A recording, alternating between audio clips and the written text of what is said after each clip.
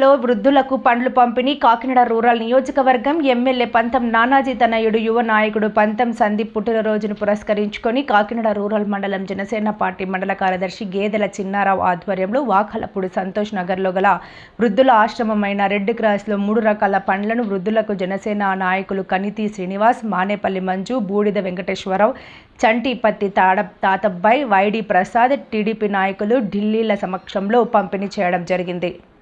ఈ సందర్భంగా గేదెల చెన్నారావు మాట్లాడుతూ పాట ఎమ్మెల్యే పంతం నానాజీ తనయుడు యువ నాయకుడు పంతం సందీప్ పుట్టినరోజును ఎలా వృద్ధుల మధ్య జరుపుకోవడం ఆనందంగా ఉండాలని తెలిపారు. తండ్రితో పాటు అభివృద్ధిలో సందీప్ కూడా పాలు పంచుకొని ముందుకు వెళ్తున్నారని కొనియాడారు.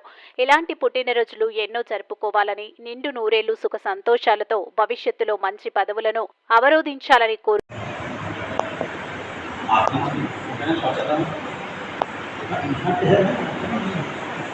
అందరికీ నమస్కారం. ఈరోజు కాకినాడ శాసనసభ్యులు మన ప్రియతమ నాయకుడు ఎమ్మెల్యే గారు పంతం సందీప్ గారు పుట్టినరోజు శుభ సందర్భంగా ఈరోజు కాకినాడ వాకలపూడి గ్రామంలో రెడ్ క్రాస్ వృద్ధాశ్రయంలో ఈరోజు ఫ్రూట్స్ పంచడం జరిగింది. అలాగే పంతం సందీప్ గారు ఆ భగవంతుడు ఆయుర ఆరోగ్యాలు ఎలాగా ఇవ్వాలని మనస్ఫూర్తిగా కోరుకుంటున్నాను.